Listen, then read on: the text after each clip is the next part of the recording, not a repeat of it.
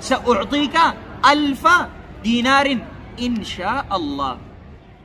في ساحة للعلم كنا نلتقي، والحب والإخلاص زاد قلوبنا، نمضي إلى نور اليقين ونرتقي لمنى الفلاح وتاجنا أخلاقنا، نسعى إلى طلب العلوم وفهمها حتى تضيء بشمسها أرواحنا، للدين والدنيا جمعنا أمرنا كي لا يضل عن الحضارة.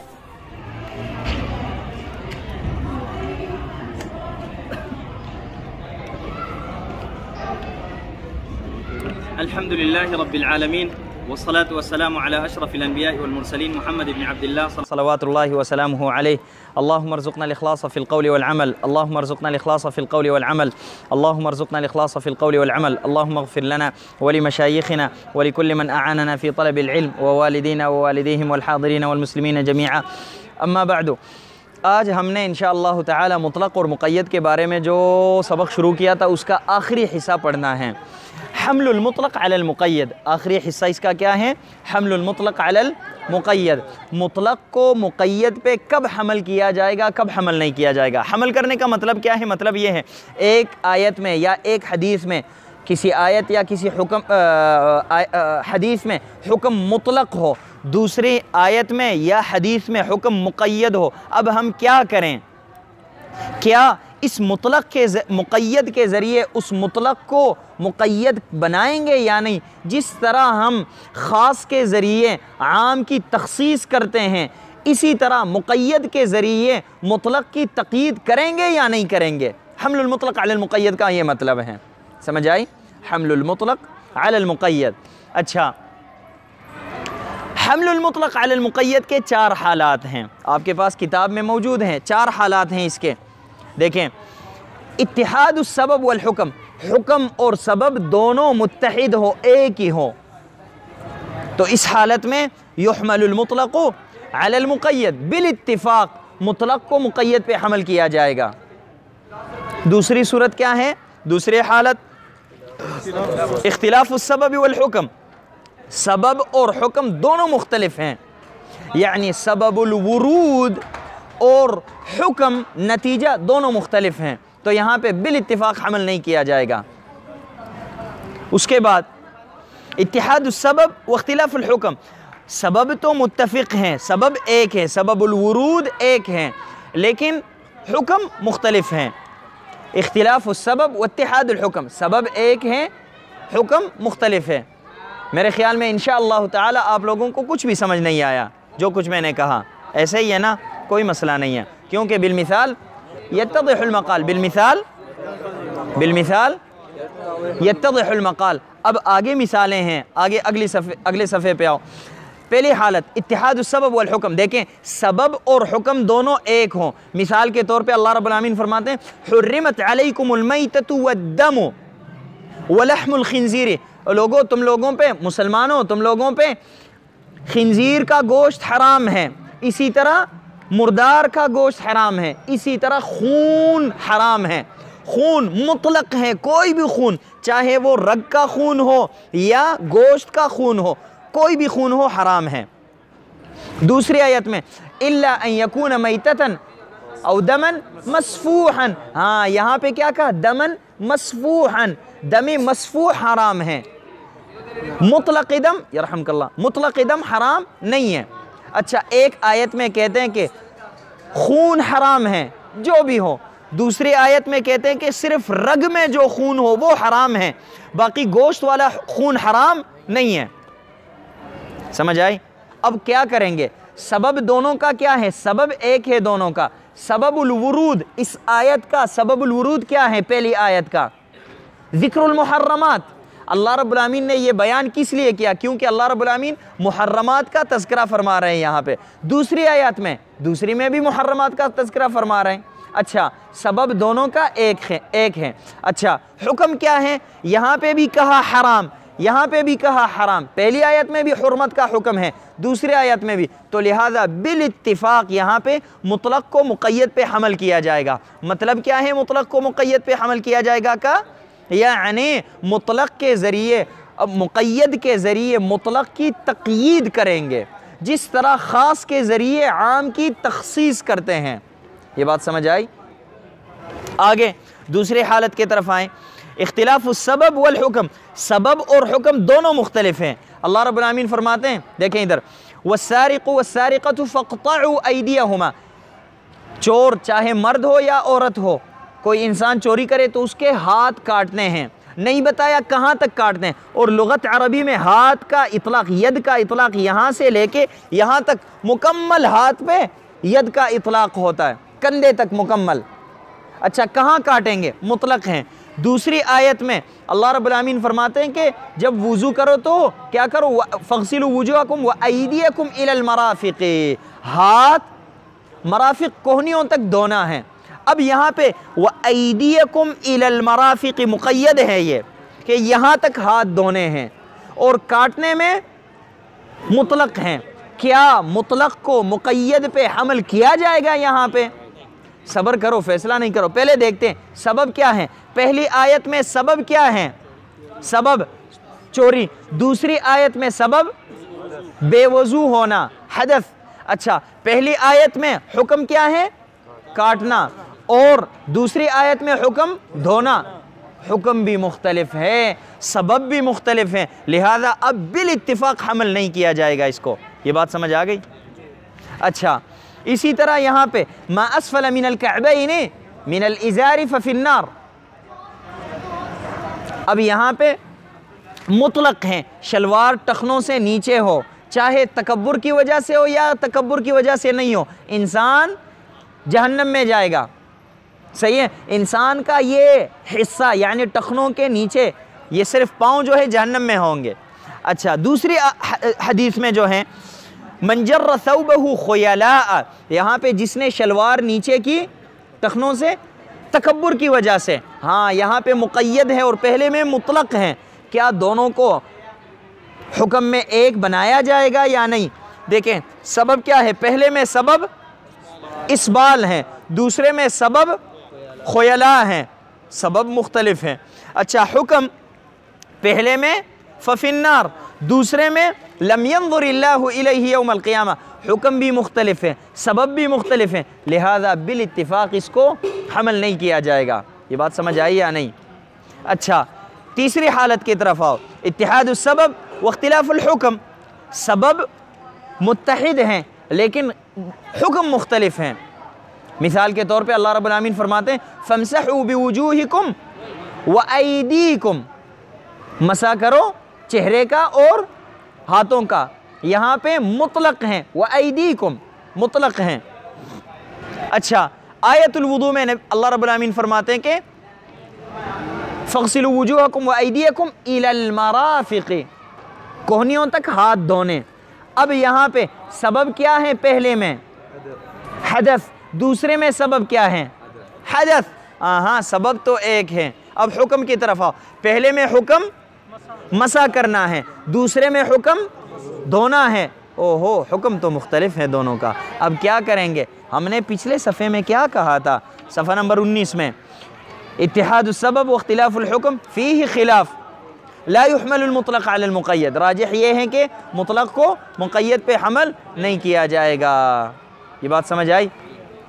اچھا آخری حالت، چوتھی حالت، اختلاف السبب واتحاد الحکم، سبب مختلف ہیں اور حکم ایک ہیں، جس طرح اللہ رب العالمین فرماتے ہیں کہ والذین یظاہرون منکم من نسائہم ثم یعودون لما قالوا فتحریر رقبۃ، بس فتحریر رقبۃ مطلق ہے یہاں پہ۔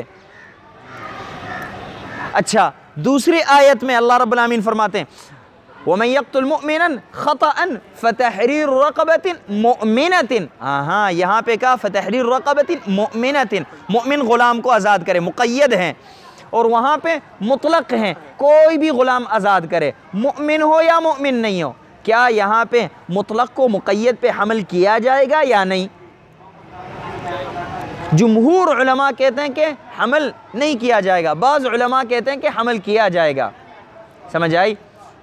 تو کہتے ہیں جس طرح آیت القتل میں مسلمان غلام کو آزاد کرنا، اسی طرح آیت الظہار میں بھی اس پہ حمل کیا جائے گا، لیکن ہم نے کیا کہا یہاں پہ؟ فیہ خلاف لا يحمل المطلق علی المقید، ہم نے اس کو راجح کہا، سمجھ آئی؟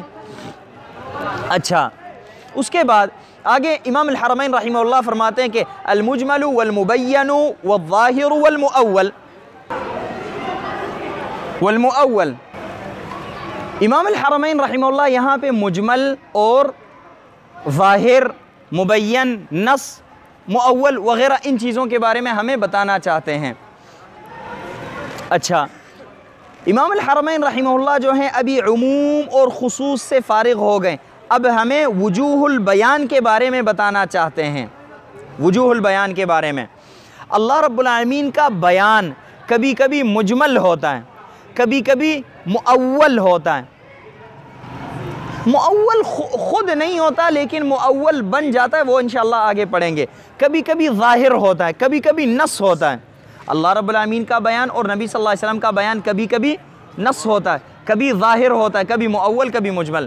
اچھا، مجمل کی تعریف انہوں نے ذکر کی ہے، والمجمل مفتقر الی البیان۔ مجمل کی تعریف کیا ہے؟ مجمل اس کلام کو کہتے ہیں جس میں بیان کی ضرورت ہو، جیسے کہ اللہ رب العالمین نے فرمایا اقیموا الصلاۃ، لوگو نماز پڑھو۔ اب ہمیں نہیں پتہ کس طرح پڑھیں ہم نماز، ہمارے لیے اقیموا الصلاۃ مجمل ہے، سمجھ آئی؟ اقیموا الصلاۃ ہمارے لیے مجمل ہے، مجمل یعنی جس میں بیان کی ضرورت ہو۔ والبیان، بیان کس کو کہتے ہیں؟ بیان اخراج الشیء من حیز الاشکال الى حیز التجلی، کسی چیز کو اشکال سے، مشکل جگہ سے ہٹا کے آسان جگہ پہ لے کے جانا، واضح ظاہر جگہ پہ لے کے جانا، یعنی کسی کلام کو، اللہ رب العالمین کے کلام کو یا رسول اللہ کے کلام کو واضح کرنا، پہلے غیر واضح تھا بعد میں واضح کرنا، اس کو بیان کہتے ہیں۔ جس طرح نبی صلی اللہ علیہ وسلم، اللہ رب العالمین نے فرمایا اقیموا الصلاۃ، یہ ہمارے لیے غیر واضح ہیں، صحابہ کو نہیں پتا تھا کہ کیسے نماز پڑھیں، نماز کیسے پڑھیں۔ نبی صلی اللہ علیہ وسلم نے کیا فرمایا؟ صحابہ کو جمع کیا، نبی صلی اللہ علیہ وسلم ممبر پہ کھڑے ہوئے، ممبر کے اوپر بالکل، اور وہاں پہ 2 رکعت نماز پڑھائی صحابہ کو، رکوع بھی ادھر ہی کیا، قیام بھی، سجدے کے لیے نبی صلی اللہ علیہ وسلم فنزل القہقرہ حتی سجد فی اصل المنبر، نبی صلی اللہ علیہ وسلم پیچھے پیچھے ہو کے نیچے اترے اور سجدہ کیا، سجدہ کرنے کے بعد پھر دوسری رکعت کے لیے اوپر چڑھ گئے۔ اچھا، نماز کے بعد صحابہ کو کہا کہ انما فعلت ذلک لتأتموا بی ولتعلموا صلاتی، اس کے بعد فرمایا نبی صلی اللہ علیہ وسلم نے صلوا کما رأیتمونی اصلی۔ اب یہ نبی صلی اللہ علیہ وسلم کا فعل جو ہیں یہ بیان ہے اس اقیموا الصلاۃ کے لیے، یہ بات سمجھ آئی؟ اقیموا الصلاۃ مجمل تھا، غیر واضح تھا، اس فعل کے ذریعے نبی صلی اللہ علیہ وسلم نے اس کی وضاحت کی۔ اچھا آگے، والنص، نص جو ہیں ما لا يحتمل الا معنى واحدا، نص وہ کلام ہے جس میں ایک معنی کے علاوہ کوئی امکان ہی نہیں ہو، احتمال نہیں ہو، صرف ایک معنی کا احتمال ہو جس میں۔ اچھا، وقیل، اور بعض علماء اس کی تعریف اس طرح کرتے ہیں، ما، یہ نص وہ چیز ہے، تأویلہ، اس کا معنی، تنزیلہ، اس کا قرآن میں بیان ہونا ہی ہوتا ہے، یعنی اس کا معنی یہ ہوتا ہے کہ قرآن میں بیان ہو جائے، اس کا معنی یہ ہوتا ہے کہ نبی صلی اللہ علیہ وسلم کی حدیث میں اس کا تذکرہ ہو جائے، یعنی آگے وضاحت کی ضرورت نہیں ہوتی۔ وَهُوَ مُشْتَقٌ مِّن مِنَصَّةِ الْعَرُوسِ، دلہن کے سٹیج کو منصۃ العروس کہتے ہیں، منصۃ العروس، جس طرح دلہن اس پہ بیٹھتی ہیں، کس پہ؟ سٹیج پہ، تو دلہن دوسروں سے واضح ہوتی ہے، سب کے سامنے ہوتی ہے، کوئی خفا اس میں نہیں رہتا، اسی طرح یہ نص بھی واضح ہوتا ہے، تو نص کو نص کیوں کہتے ہیں؟ منصۃ العروس سے ماخوذ ہیں۔ وَهُوَ الْكُرْسِي وَالظَّاهِرُ، اور ظاہر کی تعریف محتمل امرین احدہما اظہر من الآخر، 2 یا 2 سے زیادہ معانی جس میں ہو، پھر ایک معنی میں دوسرے معنی سے زیادہ راجح ہو، راجح معنی پہ حمل کرنا یہ کیا ہے؟ ظاہر ہے۔ وَيُؤَوَّلُ الظَّاهِرُ بِالدَّلِيلِ، اور ظاہر کو کبھی کبھی ہم دلیل کے ذریعے معنی مرجوح پہ حمل کرتے ہیں تو اس کو کیا کہتے ہیں؟ اس کو تأویل کہتے ہیں۔ وَيُسَمَّ الظَّاهِرُ بِالدَّلِيلِ، اس کو پھر ظاہر بالدلیل کہتے ہیں۔ دیکھیں بعض علماء کیا کہتے ہیں؟ ظاہر مؤول، بعض علماء صرف ظاہر ذکر کرتے ہیں، مؤول کو ذکر نہیں کرتے ہیں۔ امام الحرمین بھی ان کے طریقے پہ چلا، وہ کہتے ہیں کہ معنی راجح پہ حمل کیا جائے تو ظاہر، معنی مرجوح پہ دلیل کے ذریعے حمل کیا جائے تو ظاہر بالدلیل یعنی مؤول، ظاہر بالدلیل یعنی مؤول۔ یہ بات یہاں تک سمجھ آئی؟ اب میری طرف دیکھو، میری طرف دیکھو، ایسے ہی آپ کو سمجھانے کی کوشش کروں گا، سمجھ آئے تو فبہا، نہیں تو پھر وائٹ بورڈ پہ لکھیں گے انشاءاللہ۔ دیکھیں ادھر، کوئی بھی کلام ہو لغت عربی میں، کوئی بھی کلام ہو لغت عربی میں، او مولانا لغت عربی میں کوئی بھی کلام ہو، یا تو اس کا ایک معنی ہوگا یا اس کے کئی معانی ہوں گے۔ غور سے سنو، یہ یا تو اس کا ایک معنی ہوگا یا اس کے کئی معانی ہوں گے۔ اگر ایک معنی ہو دوسرا معنی ہو ہی نہیں تو اس کے کیا کہتے ہیں؟ نص۔ جس طرح ان عدت الشہور عند اللہ 12 شہرا، 12 کس کو کہتے ہیں؟ 12 کو۔ کوئی کہہ سکتا ہے کہ 12 15 کو کہتا ہے؟ ممکن ہے، ممکن ہے۔ مولانا ارسلان صاحب کے گاؤں میں 15 کو کہتے ہیں، 12 12 کو کہتے ہیں، ہاں، دوسرے معنی کی کوئی گنجائش نہیں ہے۔ سمجھ آئی؟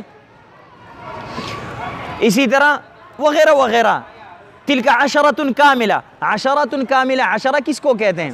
20 کو، 10 کو کہتے ہیں، ہاں، 10 کے علاوہ کوئی گنجائش ہی اس میں نہیں ہے۔ کوئی لفظ یا تو اس کا کلام یا لفظ اس کا ایک ہی معنی ہوگا یا کئی معانی ہوں گے۔ اگر ایک معنی ہو تو اس کو کیا کہتے ہیں؟ نص۔ اس میں کوئی اشکال تو نہیں ہے۔ اب آؤ دوسرے طرف، کلام کے کئی معانی ہیں، کئی معانی ہیں، یا تو ان سب پہ ایک برابر بولا جاتا ہوگا یا بعض پہ زیادہ بعض پہ کم۔ مثال کے طور پہ سب پہ ایک برابر بولا جاتا۔ آپ کو میں کہوں کہ رأیت عینا فی محراب المسجد، میں نے مسجد کے محراب میں ایک عین دیکھا۔ اب عین جاسوس کو بھی کہتے ہیں، عین چشمے کو بھی کہتے ہیں۔ آپ کے ذہن میں کیا آیا جب میں نے عین کہا؟ کچھ بھی نہیں، سارے ایک برابر ہیں۔ سمجھ آئی؟ سارے ایک برابر ہیں۔ تو لہذا یہاں پہ یہ عین دلالت کر رہا ہے جاسوس اور چشمے دونوں پہ ایک برابر طور پہ۔ ایک سے زیادہ معانی ہو لیکن سب پہ ایک برابر بولا جاتا ہو تو یہ کیا ہے؟ مجمل۔ ایک سے زیادہ معانی ہو، بعض پہ زیادہ بولا جاتا ہو بعض پہ کم بولا جاتا ہو تو یہ کیا ہے؟ ظاہر ہیں۔ یہ کیا ہے؟ ظاہر۔ ظاہر کی کوئی مثال، توضؤ من لحوم الابل کا معنی کیا ہے؟ 2 معانی ہے۔ توضؤ من لحوم الابل یعنی اونٹ کا گوشت کھانے کے بعد وضو کرو، یا وضو لغوی یا وضو شرعی۔ وضو لغوی سے مراد ہاتھ منہ دھو کے چلے جاؤ، وضو شرعی سے مراد مکمل وضو کرو۔ سمجھ آئے؟ تو یہاں پہ اس کے 2 معانی ہیں، لیکن شریعت میں جب توضؤ کہا جائے تو اس سے وضو شرعی مراد لینا یہ راجح ہیں اور وضو لغوی مراد لینا مرجوح ہیں۔ تو اس کے 2 معانی ہیں، ایک پہ راجح طور پہ دلالت کر رہا ہے، دوسرے پہ مرجوح طور پہ۔ اب دیکھتے ہیں یہاں پہ اگر راجح معنی پہ حمل کیا جائے، راجح معنی پہ، پھر ہم دیکھیں گے راجح معنی پہ حمل کر رہے ہیں کسی دلیل کی وجہ سے تو یہ کیا ہے؟ نص لغیرہ۔ اگر راجح معنی پہ ہم حمل کریں بغیر کسی دلیل تو اس کو کیا کہیں گے؟ ظاہر۔ اب مرجوح معنی پہ حمل کرنا، مرجوح معنی پر اگر ہم حمل کریں بغیر دلیل تو یہ کیا ہے؟ لعب فی الدین، تحریف ہے۔ اگر دلیل کے ساتھ ہم حمل کریں پھر آگے 2 حالات ہیں، یا تو دلیل قطعی کے ساتھ حمل کریں گے یا دلیل ظنی کے ساتھ۔ آپ کے پاس کتاب میں ہے، یہاں پہ نقشہ بنا ہے 24 نمبر صفحے میں۔ اچھا، دلیل قطعی کے ساتھ اگر حمل کریں تو یہ اس کو کیا کہیں گے؟ مفسر۔ دلیل ظنی کے ساتھ حمل کریں تو اس کو مؤول کہیں گے۔ پھر مؤول کے آگے 2 قسمیں ہیں، یا تو یہ دلیل جس کو ہم دلیل بنا رہے ہیں دلیل ظنی یہ صحیح ہوگی فی ذاتی ہی تو اس کو کیا کہتے ہیں پھر تأویل قریب، یا صحیح نہیں ہوگی تو اس کو کیا کہتے ہیں تأویل بعید، تأویل فاسد۔ اور یہ باتیں جو ہے اس میں بھی ہے یہ نقشہ، اور زبدہ میں بھی آپ کے پاس ہے، زبدہ میں یہ ہیں، اور یہ جو باتیں میں نے کی یہ بھی مکمل زبدہ میں اردو میں لکھے ہوئے ہیں، موجود ہیں، تو آپ اس کا مطالعہ کر لیں۔ دلالت اللفظ یہاں پہ کہتے ہیں یدل علی اکثر من معنی، اور یدل علی معنی واحد فقط، ایک معنی پہ یا دلالت کرے گا یا ایک سے زیادہ معانی پہ۔ ایک معنی پہ دلالت کرے تو النص لعینہ، ایک سے زیادہ معانی پہ دلالت کر رہا ہے تو پھر یدل علی الجمیع علی السواء، سب پہ ایک برابر دلالت کر رہا ہے تو یہ کیا ہے المجمل۔ فی احد المعانی ارجح من الاخر، ایک معنی میں راجح ہو اور باقی میں مرجوح ہو تو اس کے آگے پھر دو صورتیں ہیں، یحمل علی المعنی الراجح، یا تو معنی راجح پہ اس کو حمل کریں گے یا معنی مرجوح پہ۔ اگر معنی راجح پہ حمل کریں تو آگے دو حالتیں ہیں، یحمل بالدلیل، دلیل کے ذریعے حمل کریں گے تو یہ کیا ہے نص لغیرہ، یا بغیر دلیل حمل کریں گے یحمل بالظن الغالب تو یہ اس کو پھر کیا کہیں گے ظاہر۔ اب دوسرے طرف آؤ، یحمل علی المعنی المرجوح، معنی مرجوح پہ جب حمل کریں تو یا تو بغیر دلیل حمل کریں گے، اس کو کیا کہتے ہیں لعب فی الدین اور تحریف، یا دلیل کی وجہ سے ہم حمل کریں گے، دلیل کی وجہ سے حمل کریں تو پھر اس کے آگے دو صورتیں ہیں، یا تو یہ دلیل قطعی ہوگی یا ظنی۔ اگر دلیل قطعی ہو تو مفسر، دلیل ظنی ہو تو مؤول تأویل۔ تأویل کے آگے دو قسمیں ہیں، صحیح دلیل کے ساتھ ہو تو تأویل قریب، باطل دلیل کے ساتھ ہو تو تأویل بعید اور تأویل فاسد۔ یہ بات سمجھ آئی؟ کوئی اشکال تو نہیں ہے اس میں؟ اچھا آگے، ہاں کہہ سکتے ہیں تأویل صحیح بھی کہہ سکتے ہیں، قریب کو، بعید کو فاسد بھی کہہ سکتے ہیں۔ اچھا آگے پھر آگے آخری سبق ہے ہمارا، آگے کہتے ہیں امام الحرمین رحمہ اللہ افعال الرسول صلی اللہ علیہ وسلم، نبی صلی اللہ علیہ وسلم کے افعال۔ اچھا آگے امام الحرمین رحمہ اللہ فرماتے ہیں کہ فعل صاحب الشریعت لا یخلو، نبی صلی اللہ علیہ وسلم کے افعال جو ہیں یہ خالی نہیں ہیں، یعنی اس کے کئی قسمیں ہیں، ایک قسم نہیں ہے۔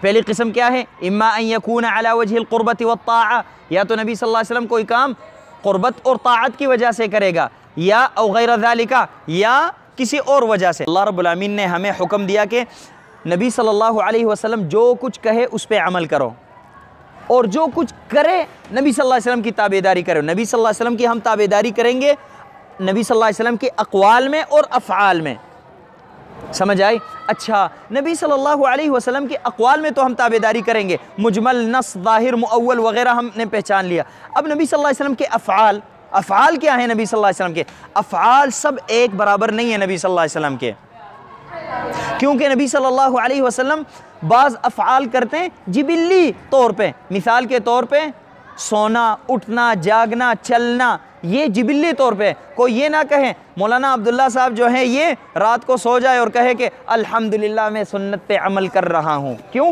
نبی صلی اللہ علیہ وسلم بھی رات کو سوتے تھے اور میں بھی سوتا ہوں۔ نہیں اللہ کے بندے، وہ جبلن انسانیت کی وجہ سے وہ سوتے تھے، نہ کہ دین کی وجہ سے، سمجھ آئی؟ اسی طرح نبی صلی اللہ علیہ وسلم بعض کام کرتے تھے معاشرے کی وجہ سے۔ نبی صلی اللہ علیہ وسلم گدھے کی سواری کرتے تھے، کوئی انسان ابھی جو ہے بائک بیچ کے گدھا خرید کے لائے، کیوں؟ نبی صلی اللہ علیہ وسلم گدھے کی سواری کرتے تھے، سنت پہ عمل کرنا چاہتا ہوں۔ نہیں بھائی غلط بات کر رہے ہو، سمجھ آئی؟ اسی طرح باقی معاملات جتنے بھی ہیں وغیرہ وغیرہ سارے اعمال، تو نبی صلی اللہ علیہ وسلم کے سارے افعال ایک برابر نہیں ہیں۔ نبی صلی اللہ علیہ وسلم کے افعال کے 5 قسمیں ہیں، زبدہ میں آپ کے پاس ہے، یہ صفحہ نمبر 63 میں دیکھیں آپ، نبی صلی اللہ علیہ وسلم کے افعال کا بیان، نبی صلی اللہ علیہ وسلم کے افعال کا بیان۔ پہلے نمبر پہ نبی صلی اللہ علیہ وسلم کے وہ افعال جو جبلن نبی صلی اللہ علیہ وسلم نے کیے۔ جبلن کا مطلب کیا ہے؟ انسانیت کی تقاضا پہ، یعنی انسان ہونے کے ناطے نبی صلی اللہ علیہ وسلم نے کچھ افعال کیے، اس کا حکم کیا ہے؟ یہ ہمارے لیے مباح ہیں، یہ ہمارے لیے جائز ہے، اس پہ ہمیں کوئی اجر نہیں ملے گا۔ ہاں اگر ہم نیت کریں تو نیت کی وجہ سے اجر ملے گا، وہ الگ مسئلہ ہے۔ اچھا لیکن اس کا کوئی خاص اپنا حکم نہیں ہے۔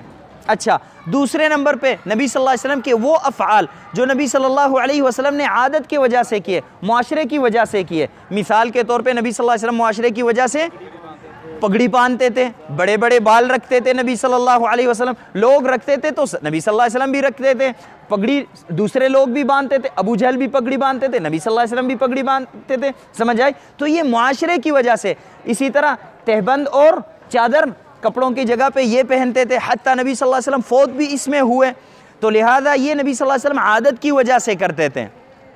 اس کا حکم کیا ہے؟ حکم یہ ہے کہ یہ کام بھی مباح ہیں، سمجھ آئی؟ تیسرے نمبر پہ نبی صلی اللہ علیہ وسلم کے وہ افعال جو نبی صلی اللہ علیہ وسلم نے خصوصیت کی وجہ سے کیے، مثال کے طور پہ 4 سے زیادہ شادیاں کرنا، اسی طرح وصال کرنا وغیرہ وغیرہ، سمجھ آئی؟ اچھا، اس کے بعد ہاں وصال کے بارے میں جملہ معترضہ آپ سن لیں، دیکھیں کسی عورت کی شادی ہوئی فقیہ اور اصولی طالب علم سے، جس طرح آپ کی طرح کوئی طالب علم تھا، اصول فقہ اور فقہ پڑھتا تھا، اس سے شادی ہوئی اس لڑکی کی، تو وہ طالب علم جو ہے ہمیشہ کتابوں کے ساتھ مصروف رہتا تھا، تو عورت کافی پریشان ہوئی، وہ بیوی کافی پریشان ہوئی، تو اس نے بیوی نے کہا کہ کیا کر رہے ہو، آؤ تھوڑا سا میرے پاس بھی آؤ، وصال بھی کرو، تو اس نے کہا کہ نہیں، نبی صلی اللہ علیہ وسلم نے وصال سے منع فرمایا ہے، وصال حرام ہے، نبی صلی اللہ علیہ وسلم نے منع فرمایا، تو وہ عورت کہنے لگی کہ بُلِيتُ بِهِ فَقِيهًا ذَا جِدَالِ يُقَاتِلُ بِالدَّلِيلِ وَبِالدَّلَالِ، آگے پھر طلبت وصاله والوصل حلو فقال نهى النبي عن الوصال، سمجھ آئی؟ کہتے ہیں یہ اللہ رب العالمین نے مجھے امتحان میں مبتلا کیا، مجھے شوہر ملا وہ بھی فقیہ، اس کا کام کیا ہے؟ یہ دلالت ہے اور یہ دلیل ہے اور یہ پتہ نہیں کیا ہے، پتہ نہیں کیا ہے، اس میں مصروف رہتا، میں نے وصال کا مطالبہ کیا تو مجھے جواب میں اس نے کہا کہ نہى النبی عن الوصال، نبی صلی اللہ علیہ وسلم نے وصال سے منع فرمایا، صحیح ہے؟ یہ جملہ معترضہ سائڈ پہ رکھو، اب آؤ کتاب کی طرف۔ تو نبی صلی اللہ علیہ وسلم کے کچھ افعال ہیں جو خصوصیت کی وجہ سے نبی صلی اللہ علیہ وسلم نے کیے، اس کا حکم کیا ہے؟ یہ ہمارے لیے حرام ہے، مباح نہیں، حرام ہے ہمارے لیے، 4 سے زیادہ شادیاں کرنا حرام ہے وغیرہ وغیرہ ہمارے لیے۔ اچھا، چوتھے نمبر پہ نبی صلی اللہ علیہ وسلم نے کچھ افعال اللہ رب العالمین کی تابعداری کے طور پہ کیے، ہاں اس کا حکم کیا ہے؟ اس کا حکم یہ ہے کہ یہ کام مستحب ہے، مثال کے طور پہ نبی صلی اللہ علیہ وسلم جب گھر میں داخل ہوتے تو مسواک کرتے، رات کو جب بیدار ہوتے تو مسواک کرتے، وغیرہ وغیرہ جو افعال ہیں نبی صلی اللہ علیہ وسلم نے کیے، یہ کس لیے کرتے تھے؟ تقاضۂ بشریت کی وجہ سے یا معاشرے کی وجہ سے؟ نہیں، اللہ رب العالمین کی تابعداری کی وجہ سے، کیونکہ نبی صلی اللہ، ہمیں کیسے پتہ چلا؟ پگڑی بھی نبی صلی اللہ علیہ وسلم باندھتے تھے، دوسرے لوگ بھی پگڑی پہنتے تھے، نبی صلی اللہ علیہ وسلم بھی، دوسرے لوگ بھی مسواک کرتے تھے، نبی صلی اللہ علیہ وسلم بھی، مسواک کو تو مستحب کہہ رہے ہو اور پگڑی کو جو ہے مباح کہہ رہے ہو، وجہ کیا ہے؟ کوئی دلیل ہے؟ ہاں السواک مطہرۃ للفم مرضات للرب، یہ دلیل ہمارے پاس ہے، لیکن پگڑی کے بارے میں کوئی دلیل ہمارے پاس نہیں ہے، تو لہذا وہ اپنی جگہ پہ رہ گئی اور یہ دوسری جگہ پہ منتقل ہوئی، سمجھ آئی؟ اچھا، آگے نبی صلی اللہ علیہ وسلم کے وہ افعال جو قرآن کے مجمل کی وضاحت کے بارے میں ہو، قرآن میں کوئی حکم مجمل ہو، نبی صلی اللہ علیہ وسلم نے آگے وضاحت کی ہو، مثال کے طور پہ قرآن میں ہے اقیم الصلاۃ، نبی صلی اللہ علیہ وسلم نے نماز پڑھ کے دکھائی، آتوا الزکوٰۃ، مجمل ہیں، زکوٰۃ ادا کرو، او بھائی کتنا ادا کروں میں نہیں پتا مجھے، نبی صلی اللہ علیہ وسلم نے قول کے ذریعے بھی بتایا اور فعل کے ذریعے بھی زکوٰۃ ادا کیا۔ اب یہ یہاں پہ نبی صلی اللہ علیہ وسلم کا فعل جو ہے یہ کیا ہے؟ قرآن کے لیے بیان ہے۔ اب اس کا حکم کیا ہوگا؟ اس کا حکم وہی ہوگا جو قرآنی آیت کا حکم ہے، قرآنی آیت واجب تو یہ بھی واجب، مستحب یہ بھی مستحب، مباح یہ بھی مباح، حرام یہ بھی حرام۔ نہیں، رسول اللہ تو حرام کام نہیں کرتے ہیں، یہاں پہ کیا ہو سکتا ہے؟ واجب، مستحب اور مباح بس، کیونکہ رسول اللہ کے افعال ہیں، رسول اللہ کے افعال میں حرام آ سکتا ہے، مکروہ آ سکتا ہے؟ نہیں ہو سکتا، سمجھ آئی؟ اچھا، تو نبی صلی اللہ علیہ وسلم کے افعال کی 5 قسمیں ہیں، یہ آپ غور سے یاد کریں، کئی مسائل اس پہ حل ہو سکتے ہیں انشاءاللہ، کوئی اشکال تو نہیں ہے۔ ایک بار پھر بتاؤں، تشریح میں آپ دیکھیں 25 نمبر صفحہ، السنہ نیچے لکھا ہے باعتبار نسبتہ الی النبی صلی اللہ علیہ وسلم، اس کے قولی، فعلی اور تقریری، قولی، فعلی تقریری. سنت کی 3 قسمیں ہیں, سنت قولی, سنت فعلی اور سنت تقریری. سنت فعلی کی 5 قسمیں ہیں. العادیہ یعنی عادت کی وجہ سے نبی صلی اللہ علیہ وسلم نے کی سنت یہ کوئی کام کیا ہو, معاشرے کی وجہ سے, اس کا حکم کیا ہے؟ ہم نے کہا مباح ہے. معاشرے کی وجہ سے مثال پگڑی, گدھے کی سواری وغیرہ وغیرہ, معاشرے کی وجہ سے. دوسرے نمبر پہ الجبلیہ, جبلی, ہاں مولانا عبداللہ صاحب, جبلی طور پہ نبی صلی اللہ علیہ وسلم نے کوئی کام کیا ہو, انسانیت کے طور پہ, یعنی انسان ہونے کے ناطے, سونا, کھانا پینا وغیرہ وغیرہ, باتیں کرنا, خاموش ہونا وغیرہ. اچھا ہاں نہیں, سواری کی مثال یہاں پہ ہم نے دی. جبلت کے اندر آپ یہ کہہ سکتے ہیں مطلق سواری, اور عادت کے اندر آپ یہ کہہ سکتے ہیں گدھے کی سواری. صحیح ہے. اچھا آگے, التعبدیہ عبادت کی وجہ سے نبی صلی اللہ علیہ وسلم نے کوئی کام کیا ہو. ہاں مثال کے طور پہ ہاں مسواک کرنا وغیرہ وغیرہ, دوسرے اعمال نبی صلی اللہ علیہ وسلم کے. اچھا خصوصیت کے طور پہ نبی صلی اللہ علیہ وسلم نے کوئی کام کیا ہو, زبردست, 4 سے زیادہ شادیاں کرنا وغیرہ, اس کا حکم کیا ہے؟ خصوصیہ کا, ہمارے لیے کرنا حرام ہے. اچھا اس کا حکم کیا ہے؟ ہاں علی وجہ القربہ جو کیا, اس کا حکم ہمارے لیے کیا ہے؟ مستحب ہے. اچھا آگے البیانیہ, حکم بیان ہو, قرآن میں کوئی حکم مجمل ہو, نبی صلی اللہ علیہ وسلم نے اس کا فعل کے ذریعے بیان کیا ہو, تو یہ ہمارے لیے کیا ہے؟ اس کا حکم اصل کو دیکھیں گے. اصل اگر واجب ہو تو یہ بھی واجب, اصل مستحب ہو یہ بھی مستحب, اصل مباح ہو یہ بھی مباح.